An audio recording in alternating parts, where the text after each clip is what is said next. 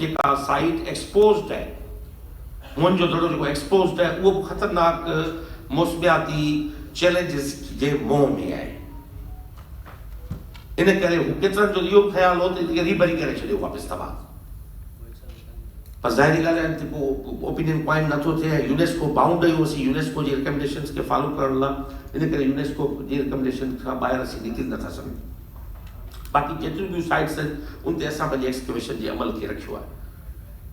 सो इन हवाले सां अॼु मॉक किरायर जो अलाए ख़बर न आहे ॻाल्हि आहे अलाए कोन्हे, त मॉक किरायर वधीक अपडेटेड आहे इंडस स्क्रिप्ट जी डिसाइफरमेंट जे हवाले सां। हिन वक़्तु जेके माण्हू इंटरनेशनली कमु कनि पिया उनमें वधीक रिलेवेंट ऐं वधीक जेको अपडेटेड आहे उहो मॉक किरायर आहे।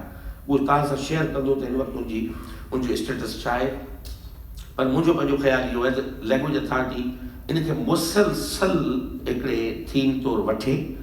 वर्कशॉप थींदा, हिकिड़ो बि कमु कोन थींदो, या सीरीज़ ऑफ वर्कशॉप्स थींदी। तव्हांखे हिते करणा पवनि या किथे इंडियन स्कॉलर नथा अची सघनि असांजे मुल्क में, तव्हांखे ॿाहिरि कंहिं मुल्क में वञी उन्हनि स्कॉलर्स खे घुराए पाण में विहारणो पवंदो। इहा ज़िम्मेवारी खणणी पवंदी। ज़िम्मेवारी त फेडरल गवर्नमेंट जी, पर फेडरल गवर्नमेंट कंदी कान। आई एम ट्रूली होपलेस के आऊं तव्हांखे चवां त हू फेडरल गवर्नमेंट जे हवाले सां मुंहिंजी सीरियसनेस कोन्हे। इहो असांखे पंहिंजे बलबूते ते इहो कमु करिणो आहे। ईअं त वीचारो ओड बि वेठो आहे। तव्हां बबरे साहिब बि स्क्रिप्ट पढ़णु, उन किताब लिखियो पूरो स्क्रिप्ट ते, मूं स्क्रिप्ट डिसाइफर करे छॾियो आहे। ईअं हिकिड़ो ओड मिलियो हुते, शायदि तव्हांखे मिलियो हूंदो जेको हुते वेठो आहे, मोहन जे दड़े जे पासे खां ॻोठु अथसि, उहो हिकिड़ी बंदी हथ में अथसि, उहो खयो घुमंदो थो वधे, चए थो मूं ॿोली पढ़ी छॾी आहे, मुंहिंजी ॿुधे केरु कोन थो। वी नेवर नो दैट के हू थी सघे थो। असीं कीअं था रिसर्च में कॾहिं एक्सक्लूड कोन कबो आहे कंहिं शइ खे या कंहिंजे क्लेम खे। उहो ओड आहे, ओडनी मोहन जे दड़े जूं भितियूं ठाहियूं हूंदियूं, दीवारूं ठाहियूं हूंदियूं, इहो शहर अॼु हूंदो। ऐं अॼु बि हू चवे थो त बाबा इहे जेके असां जानवरनि में माल ते जेको माल जी पिंडीअ ते जेके निशान हणंदा आहियूं, एग्ज़ैक्टली उहे सील्स आहिनि जेके निशान आहिनि जेके सील्स था मिलिया आहिनि। हू चए थो त असीं उनखे पंहिंजी ॿोली में छा चवंदा आहियूं उनखे बि ॿुधणु खपे, उनजी ॻाल्हि खे ॿुधणु खपे, ख़ातिर में रखणु खपे, पर इनखे मुसलसल खणी हलणो पवंदो। ऐं आउं कंक्लूड हिते करियां थो त हिकिड़ो त सिंध में एजुकेशन जे हवाले सां ऐं स्कूल्स में सिंधीअ खे राइज करण लाइ तव्हांखे जेके मूं गुज़ारिशूं रखियूं इन में मदद तव्हांखे करणी पवंदी। ऐं अकेले सिर ते दावा करे वञा त न असीं सिंधी नाफ़िज़ करे वेंदासीं, बाबा सिंधी नाफ़िज़ करे वेंदासीं, 15,000 टीचर बि रखाए वेंदासीं, पर टीचरनि खे उस्ताद खे पढ़ाइण न ईंदो त सिंधी किथां बचंदी, उनखे केरु ट्रेन कंदो। इन लाइ तव्हांखे हिकिड़ी कॉन्फ्रेंस जे एंड में आउं डॉक्टर समेर साहब खे गुज़ारिश कंदुसि त इन हवाले सां हिकिड़ी कमेटी कॉन्स्टिट्यूट करे जेका सुपरवाइज़ करे ओवरऑल इन सॼे कम खे प्राइवेट इंस्टीट्यूशन्स में सिंधी कीअं पढ़ाई वञे, उनखे कीअं इफेक्टिव कयो वञे, किथे पढ़ाई वञे थी, किथे नथी पढ़ाई वञे। ऐं पंहिंजो जेको मुंहिंजो मैंडेट आहे उहो बि आउं उन कमेटी जे हवाले करण लाइ तयारु आहियां। इंस्पेक्शन जो कमु उहो करे ऐं उनजी निगरानी बि स्कूलनि जी करे त भई किथे पढ़ाई वञे पई किथे नथी वञे, ईअं थींदो। बाक़ी जे न त असीं हिते वेठल 150 माण्हू शायदि जेके ख़्वाब आहिनि उहे पूरा न करे सघूं। Thank you.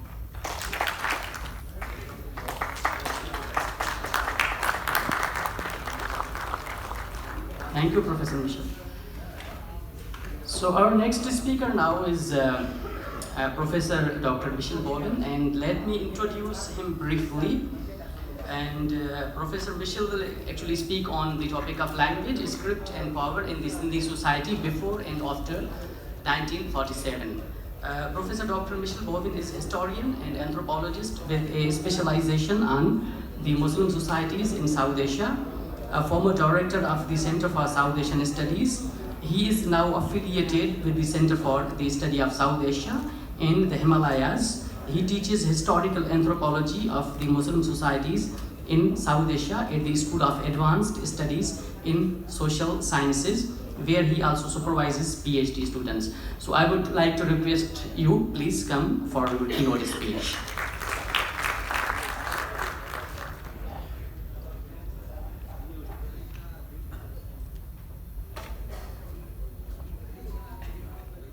Yes, hello.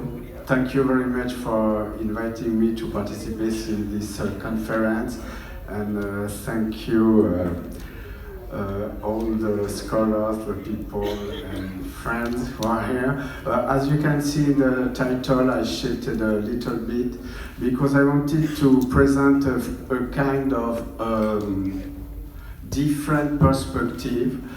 So I will try to speak about Sindh, of course, but also about France, to see the process through which in two different countries with very different situations, dominant languages were imposed by different categories of population and especially different power. And so a main issue in this context is the issue of literature, because for the British who are colonizing Sindh and for the dominant social classes in France, the main issue to select an official language was its relation with literature. And so both in France, the ruling elite and the British in Sindh tried to define and to select criteria and to find criteria to state this dialect was a language because there was a literature. So it's very interesting to see that in both countries there was a kind of similar process. And of course, it is very common to oppose, I would say, the global north and the global south, or even the white and the non-white people. But I think that it would be very interesting to give you some information about the process through which, for example, in France, the dominant, the ruling classes impose their own vision of culture, literature, and language on the other people, especially the one living in rural area. And that's why I put a quotation of this American scholar who published a book about this process in France at the turning point of the 19th and the 20th century. And as you can see, in this book, this scholar and many others draw already a parallel between the domination of the ruling elite in Europe on the local population and the process itself of colonization. And to some extent, his argument is that first, the ruling classes in France treated their population in the rural area like colonial subject for a number of things, but here I want to focus on language, dialect, and literature. But first, let us start with Sindh, and of course everybody knows that the British conquered Sindh in 1843, but before, since they were already in India, in South Asia, in 1835, the British power in India suppressed Persian as official language. Professor Rahman told us about previously. And so they used different local languages. And as you know, in 1835, Sindh was not British. But when Sir Frere became commissioner in Sindh in 1850, he wanted also to suppress Persian as official language and to replace it by English, of course, and Sindhi. But the issue was, what is Sindhi language?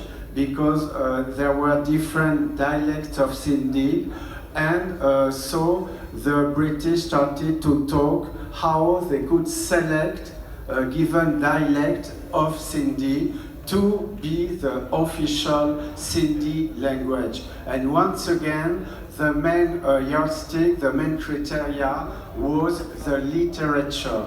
It means that especially if a dialect is not written, it's not a language. And also, they didn't care about all the folk tales, all this, only they thought that for a literature, you should have manuscript, you should have written literature. And so they started to think about, and it's very interesting to see that the British themselves disagree about this issue, about finally what literature you can find in Sindh, in one or in another Sindhi dialect. So they disagree, and for the first British, especially this book, Grammar of the Sindhi Language by Captain John Stack, yeah, it's too early. He claimed that there was no literature in Sindhi. It was not possible to find literature in Sindhi according to his own conception, and so he proposed for official language for the province of Sindh. He could propose Hindustani, he could propose other languages, but not Sindhi. And finally, a main change occurred when Captain Burton, very famous, came.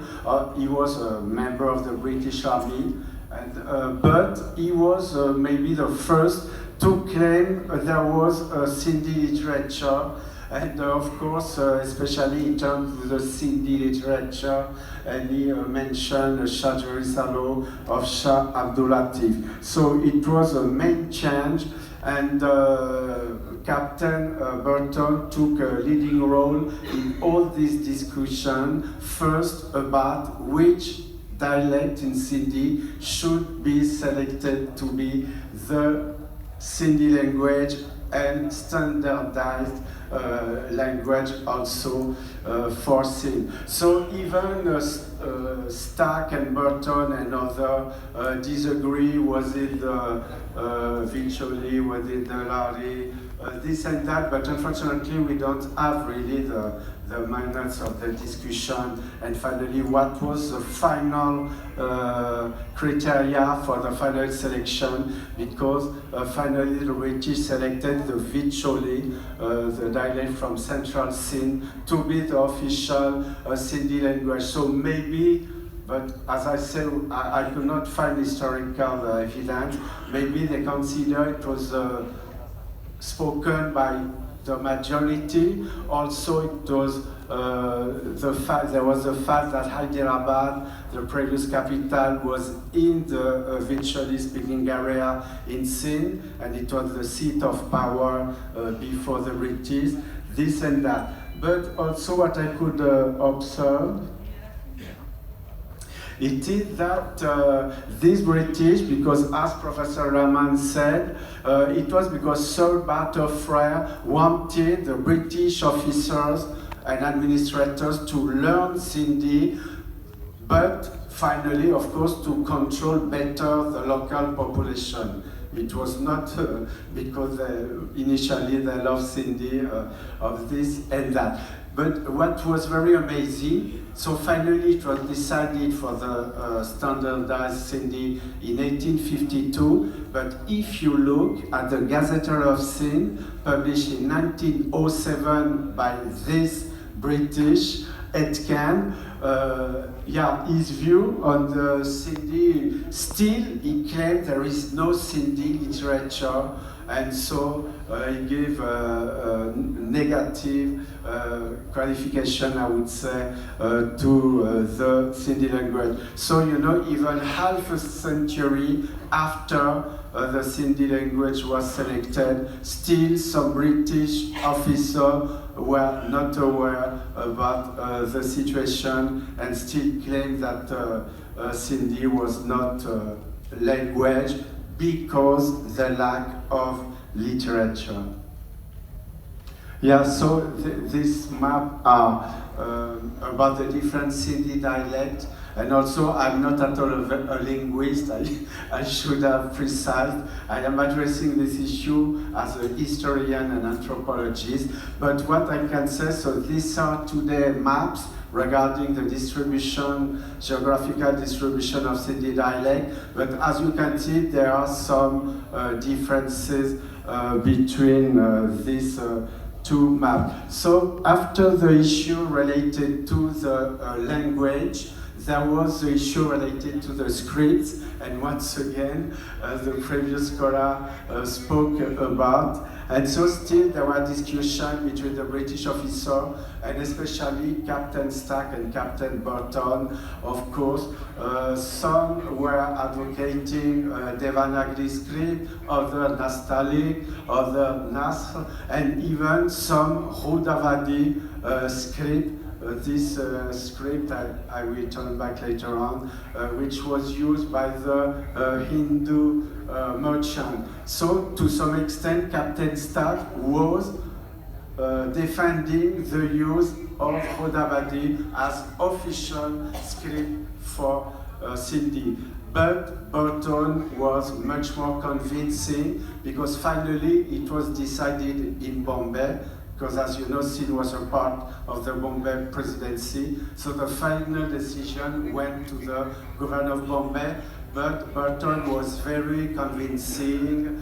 And so finally, Nasr script was adopted. But even so, you can see a number of differences in the first year in the use of Nasr for writing Sindhi. Because for example, if you have a look at the Grammar of Sindhi Language published by Ernstrom in 1877, he made to some extent his own Nasr Sindhi alphabet, and so he created a new sign from Arabic for giving Sindhi sound, but now they are not used at all. So since even in the 19th century, last part of the 19th century, all the scholars and British, they didn't really use the same Nasr Sindhi alphabet. But this issue of script was very important because as put by, it is in the book by Captain Stack, the Grammar of Sindhi Language, he identified 17 scripts in which Sindhi was written. So as you can see, but it would be very interesting to discuss the different categories he used to name this script, because as we can see, most of them come from Devanagari, and there is this Rudavadi. Also, there are different caste scripts, all very close to Rudavadi script. For example, the Kochki, as you can see, also the script used by the Memon, etc. So, yeah, if I'm putting this script, it is because even after Nasr was adopted as script, there was a kind of new discussion, and once again, I could not find in the archives in Karachi and even in London many evidence. I don't really know why the script has been selected, but in the 1870s there was a new movement, and still some British wanted to select the Rudavadi, or they claimed that two different scripts should be adopted for the Sindhi, the Nasr for the Muslim, but the Rudavadi for the Hindu. And from the 1870s, you can find a number of books, I don't know how many, but a number of books published in Rudavadi. For example, there is a big collection in the British Library in London of Sindhi books in Rudavadi, and also it's interesting to see that the British, we were supposed to catalog these books, made many mistakes in the different script used for Sindhi. Yeah, but this Rudavadi was never officially used, despite this production of books in this script, and even the British started in the same year, 1870s, schools where this script were taught, but so it was not to last a long time. No, I'm not going in the right way.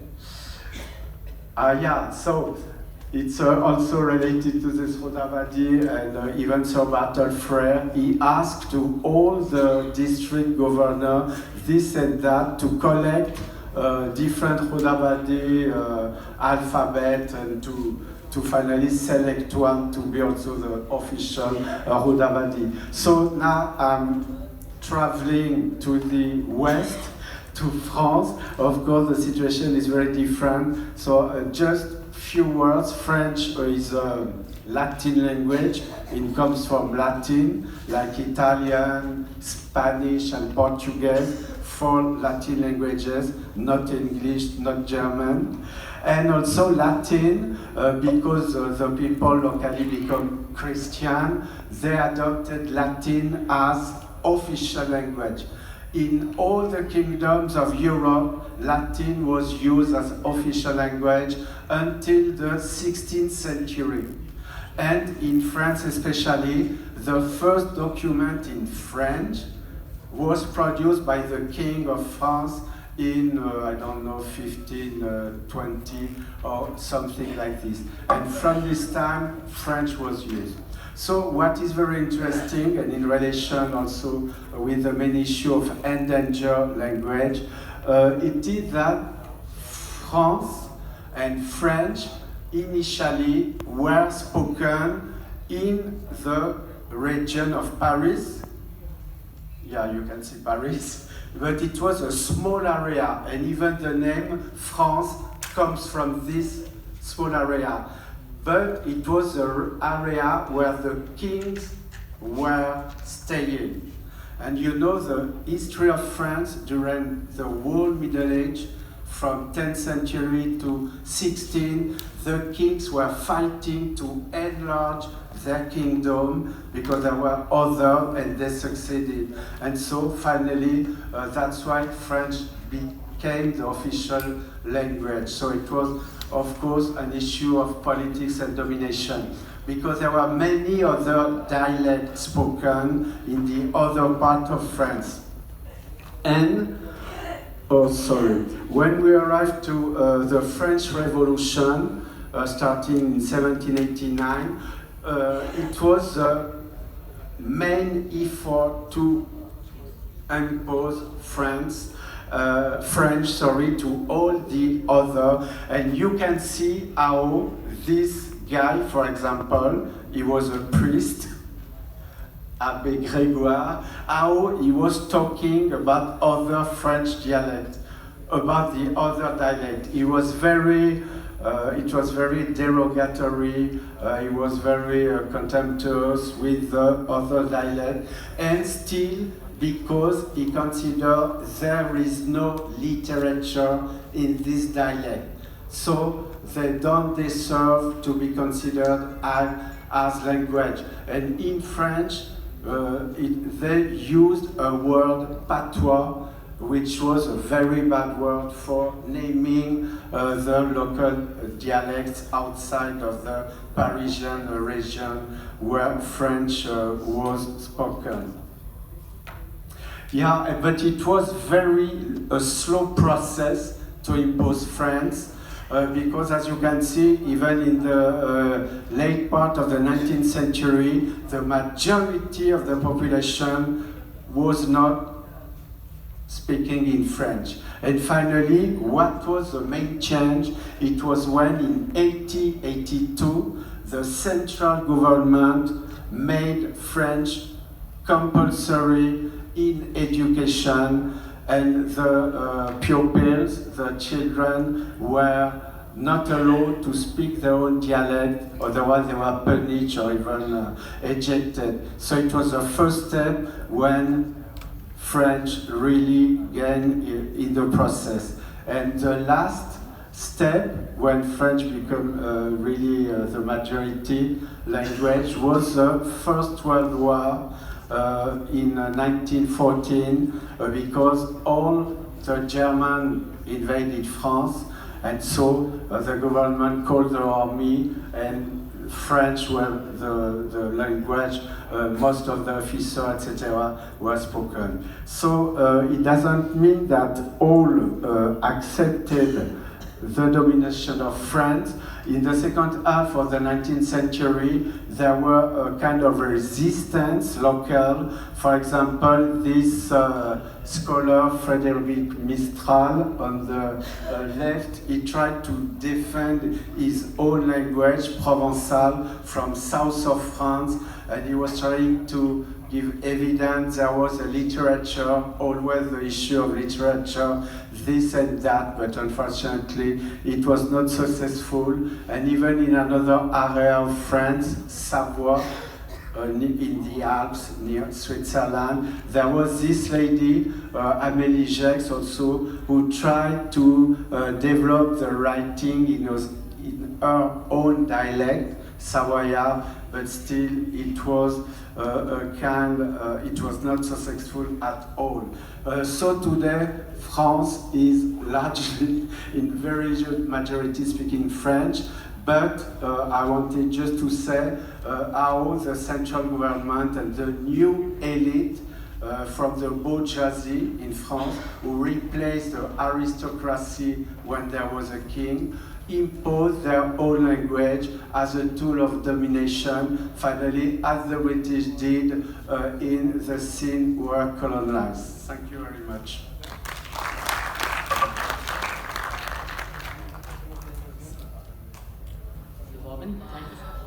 हाणे असां वटि हिन segment में जेको अहम keynote speaker आहे जेको basically is not present in person but his recorded video has been included in our program, and he is Professor Dr.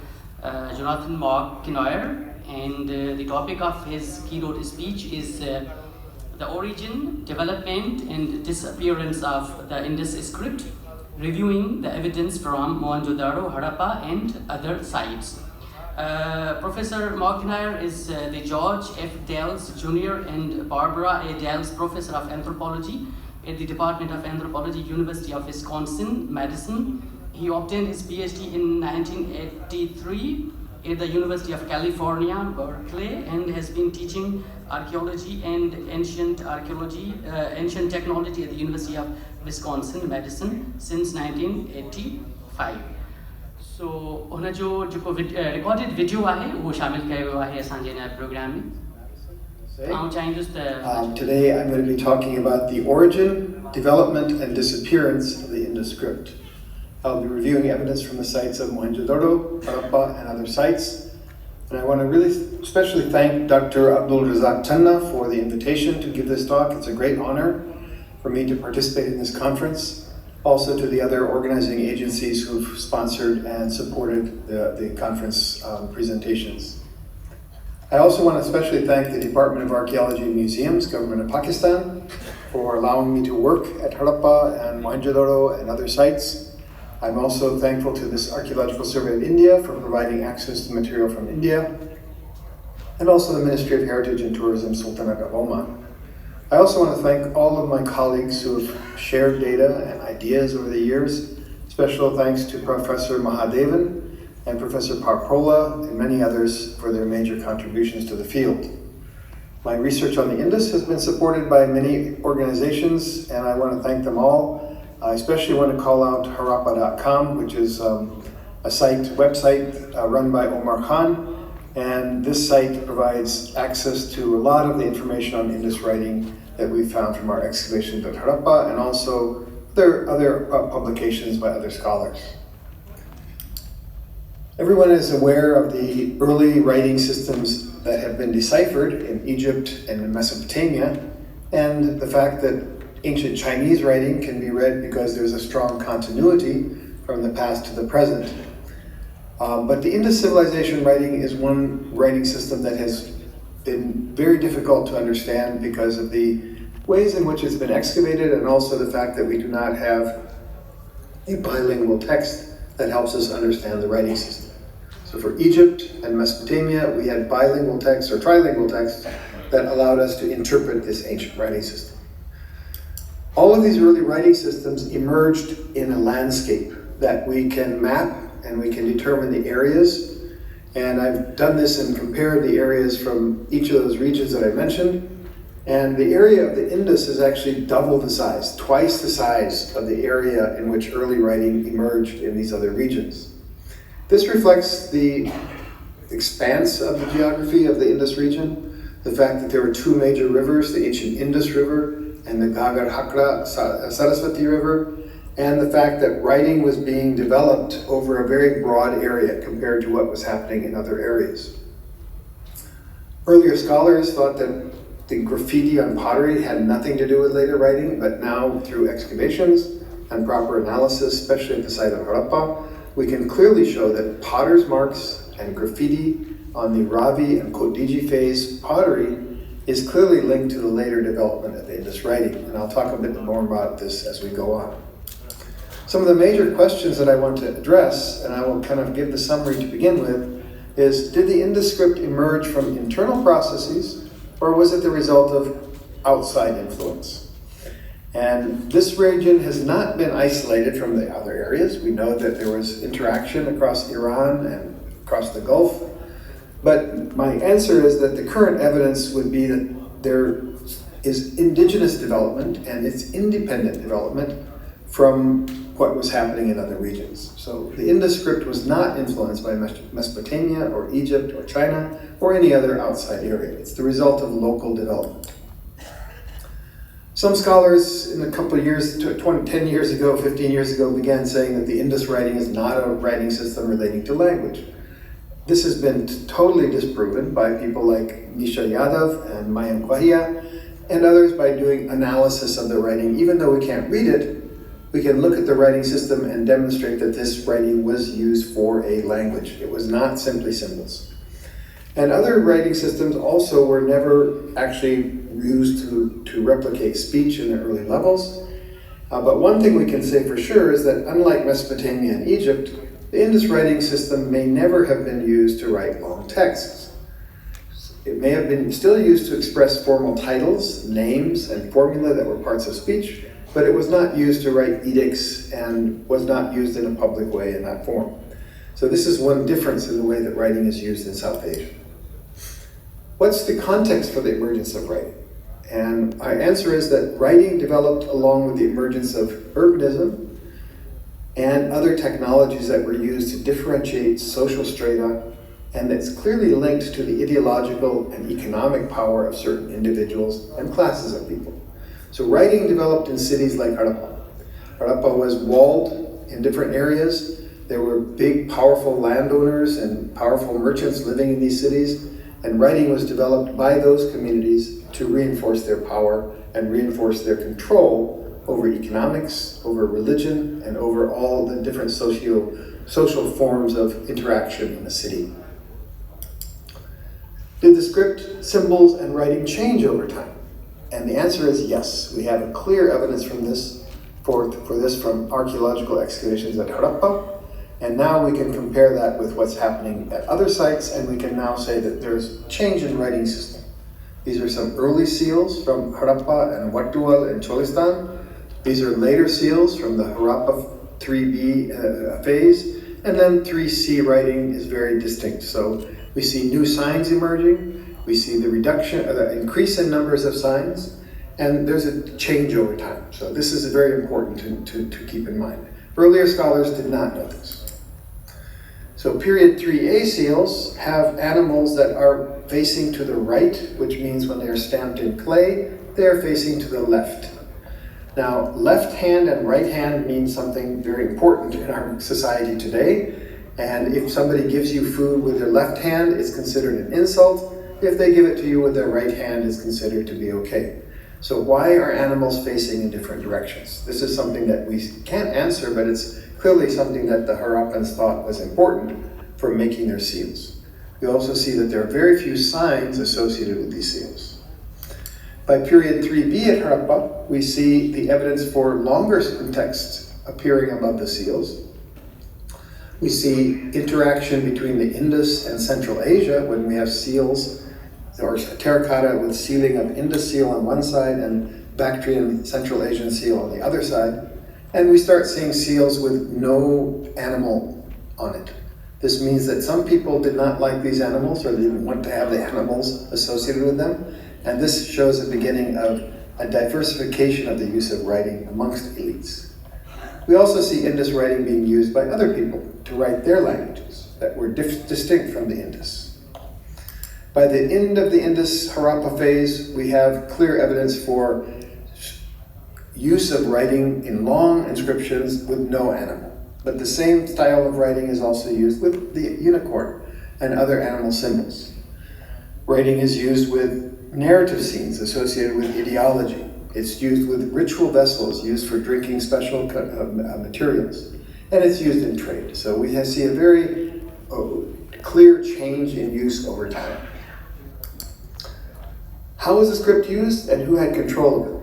Based on the recent work at Harappa and other sites, we can say that the script was used by people who had wealth and power. Not everyone had power over writing or power through the use of writing, but writing was publicly visible throughout the cities.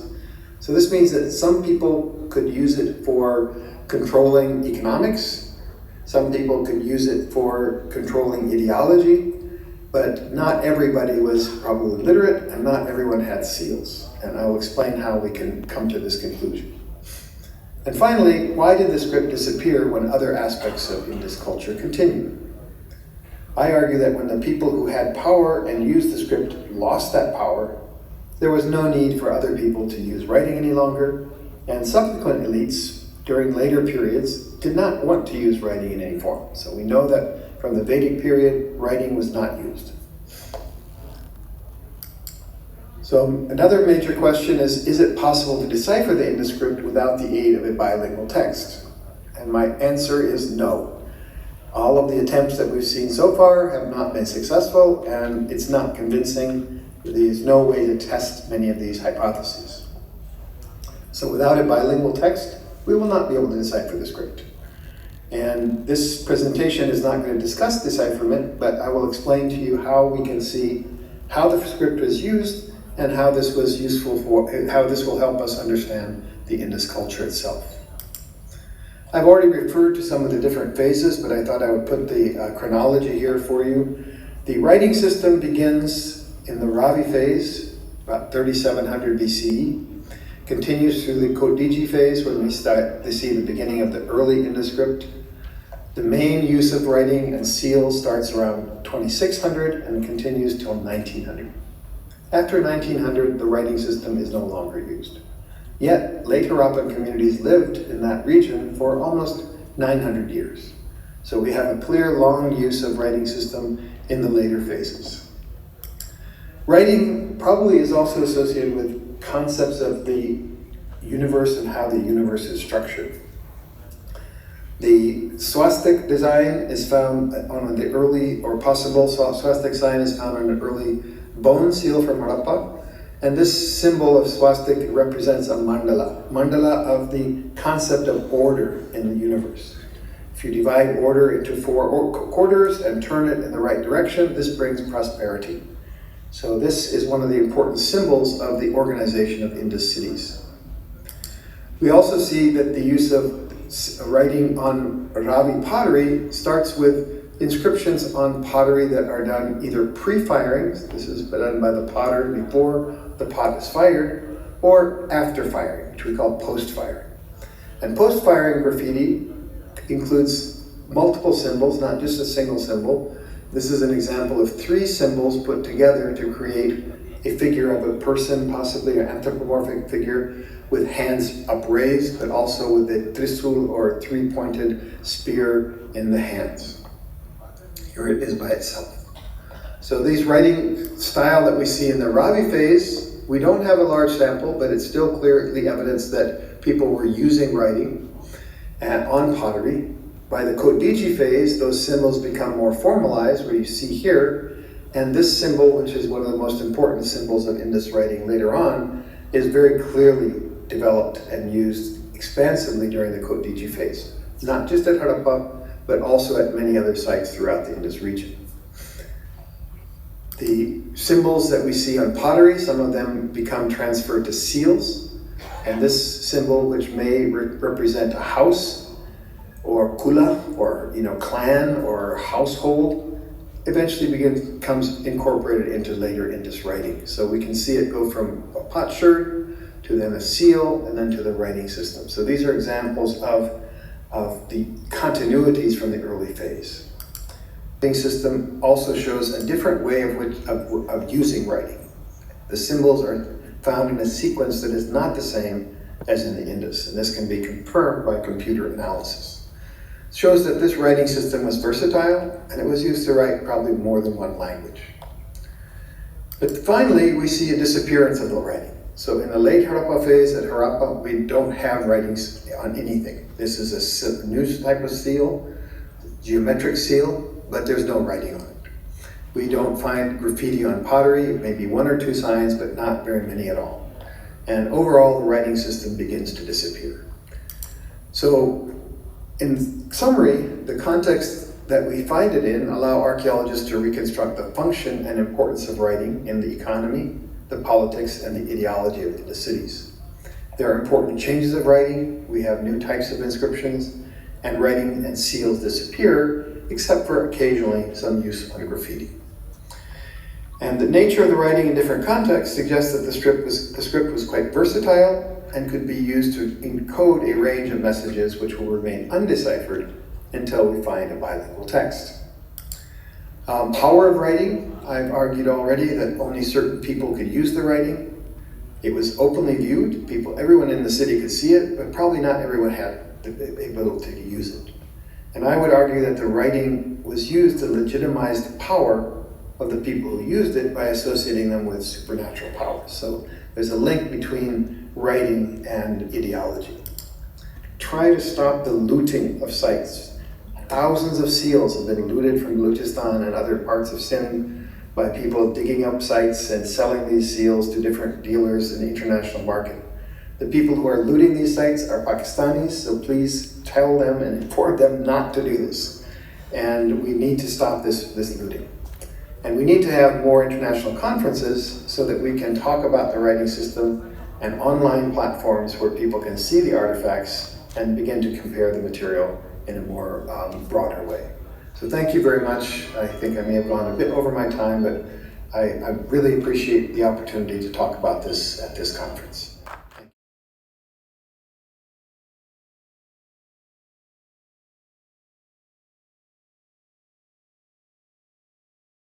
सो असांजे जो इफ्तिताई तकरीब जो आखिरी की note speaker Sain doctor Zulfiqar Ali Kalhoro साहब चवंदा आहिनि सो पंहिंजी प्रेज़ेंटेशन पेश कनि.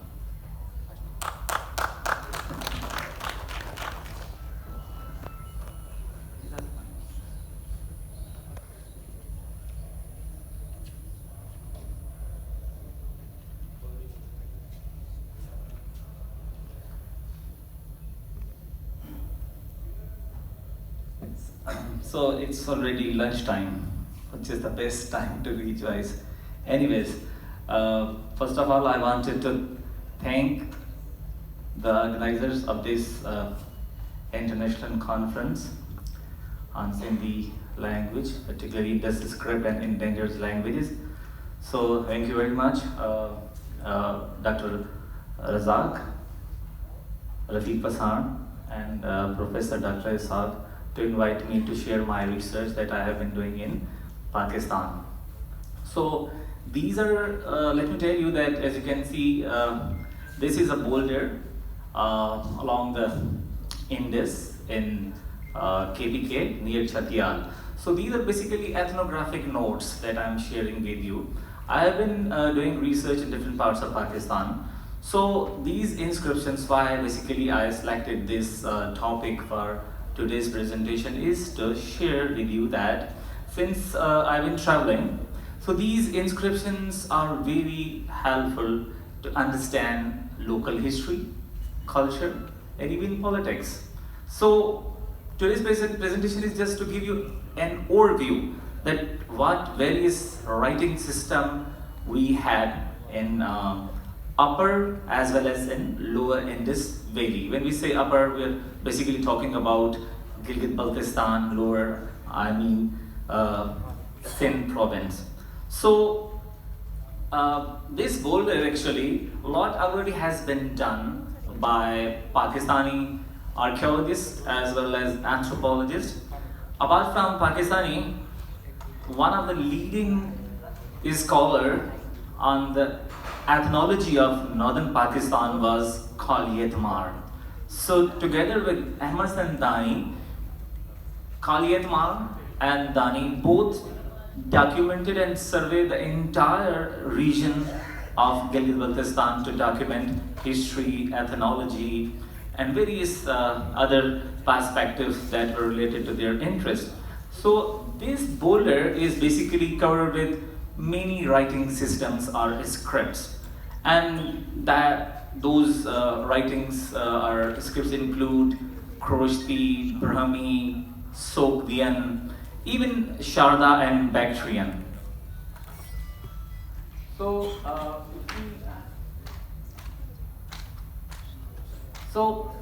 far around